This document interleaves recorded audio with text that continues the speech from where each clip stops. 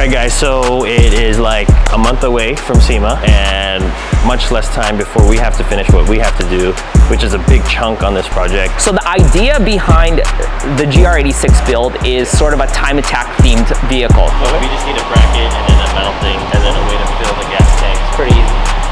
See? That's why I love it, dude. Alright, cool. Let's get it done. Let's go.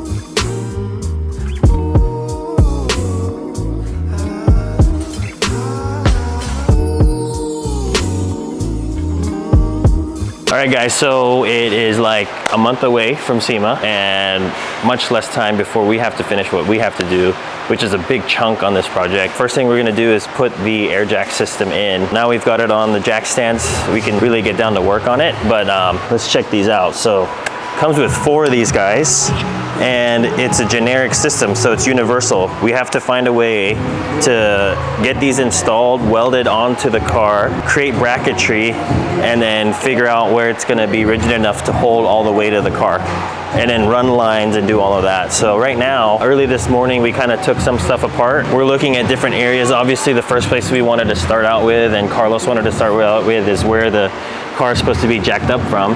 But the jacking points are nowhere near where this is gonna work, because obviously this is the bottom of the car. This is the only part from below my fingers that's gonna be outside the car, and everything else is gonna be vertically somewhere. So if you come look inside, if we put it at the jacking point, can't put it there, it's gonna be sitting like that. But we're trying to get as far out to the corner of the wheel well, or the frame box of the car. So we're thinking of going here. So we're gonna have to probably cut up this frame, the factory frame, and then create a new frame system box area where this is gonna be welded to, and then reinforce that whole structure and everything around it. Or plan B is to go further forward, which would be slightly easier and less invasive, and weld it to the frame rail and the crash structure of the car in the front. So we've got 2 areas that we're playing with on the front, and in the back for the other 2 spots,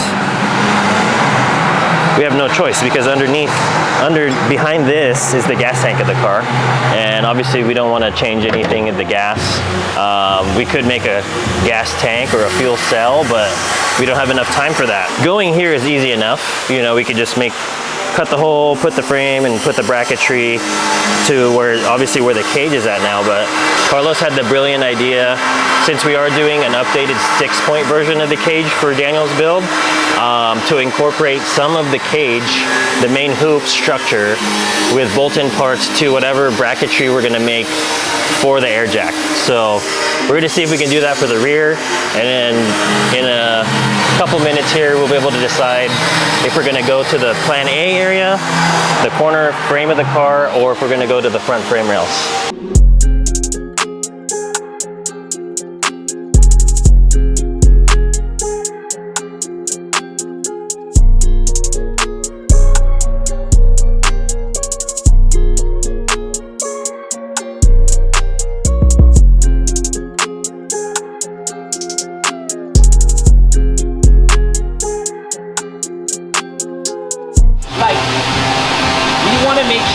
So I'm gonna, again, we're cutting on this outside edge of the line. Yeah. We probably want to follow this radius, this body line, as perfectly as possible. You know what I mean?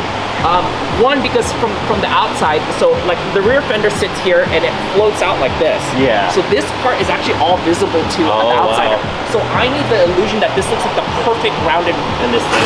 Yeah, aesthetically it's gonna look perfect. Yeah. This area is a little off. It doesn't matter because it's hidden under the fender. But this has got to be as clean as possible. If you want to grab, like, one of the things that Tuan will usually do. If you go too high, you can't tab it. Oh, you can't tab it? If you go too high, you can't tab it because it's like bottom flare is like lower. You know what I'm saying? So you have to beat the shit out of it. It's gonna look all mingled. Okay. So how high do you think I can go? That's higher in the rim. Okay. Like I said, if you cut too high, then the bottom will hang lower. And you're gonna have a big ass gap right here to here. You know what I'm saying? And you can only scratch metal so much. So you can see the scratch line of the kit when they were mounted. So the arrow sits about here. Got it. So there's about a 1-inch flange where it's gonna get taped, right? Okay. So I'm staying conservative and down below that mark because once we cut this, it should give us enough room to rotate the wheel as we need to move it around the shop. Yeah. But once we fit the final kit, Tuan can come up and do a final cut and radius this maybe like another like, you know what I mean, quarter-inch as he needs to.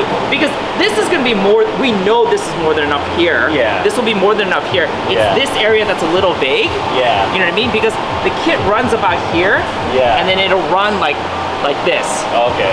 You know what I mean? Okay. So we know that, and then this probably ends like up here, like here, you know what I mean? Okay. So we know this area is good and this area will be good. Yeah. I don't know how high Tuan can go. Otherwise, I would have done a perfect like arch radius, you know what I mean? Yeah. So if you notice, like I went like this and I flattened it out. Yeah. And then kind of rounded it along this line, you know what I mean? Yeah. That way, again, if Tuan needs to, he'll have like that much room to like do it. How much more of this interior do you want to gut out? Oh, I wanted to ask you that. Like, did you want to take this off? Like quarter panel all back? Yeah. I wanted it to still kind of look like, you know, like imagine we're building it for like a factory GT4 race car. Yeah. Look. Yeah. I mean, I leave that open to you because I know we Yeah. debated about keeping the carpet in the front. Yeah. Especially now that we're making the intrusive cuts for the air jack. Oh no, there's nothing here anymore. I know. But before we were thinking air jack, so we're like rip out the carpet, right? Yeah, yeah. But now that we're not, I say we keep everything from the B pillar forward as stock as possible. Okay. And then back here, make it look stripped out. Okay, so take out But these quarter panels, it's right? nasty. After seeing Jay's car, Okay. it looks gross behind this panel. Let's just leave it like this. Yeah. You know? I mean, it's like, I get Carlos it's is even wanting to do a rear seat design okay. for it. So it'll look T3RS style. Yeah. Let's do that then.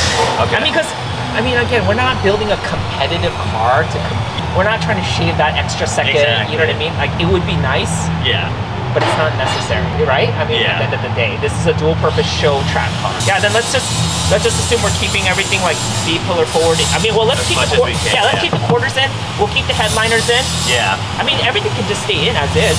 Yeah. You know what I mean? I think it's a good balance. Do you think we should remove the factory seatbelts though? The purview, like, or should we leave it in the car? Well, let's keep it. I mean, I did it in the Supras too. I had the harnesses. I would flip them over my shoulder, and I would just wrap this. Yeah, because with harnesses, what's hard is you can't like do over-the-shoulder checks. Oh, yeah. So, and I mean, I get it. Like, yeah, it's like a look, but like, if you're driving this on the street, like, you don't have that, the cop's gonna. Okay. It's easy enough to take out for SEMA and put it back in. Yeah, you can do that too. Yeah. Do you know? I mean, as you're aware, airbag lights going on, obviously, because we're gonna have steering wheel change. That's inevitable. Yeah. There's no way to cancel that right now, right? I don't know anyone who has. Yeah, and then seatbelt warning lights too, right? Yeah. You don't know how to cancel that right now, right? Fuck man, We just could buy just one buy of the these. Just buy one of these and fucking clip it into the seatbelt. Yeah, you could That's buy the cool. insert from Yeah. eBay. $10. Okay. And you could just like tuck that under your seat or something. Okay. Well, either way, I mean, if it's clipped in, doesn't that override the occupancy sensor? No, like No, because it arrows. needs weight. Yeah, right? Yeah. On some of them, it has like a sensor in the seat. And it needs Yeah, that's weight. what I'm saying. But if you're not seat belted and they detect the weight, that's what sets off the seatbelt. Like, hey, someone's sitting there and they're not And the clipped in. Camaro is separate. You have to address both. Oh, okay. Yeah. So hopefully it's not divorced like that in this one. Yeah, okay. All right, guys, quick update. So Carlos is gone and worked his magic again. Carlos, say hi, everybody.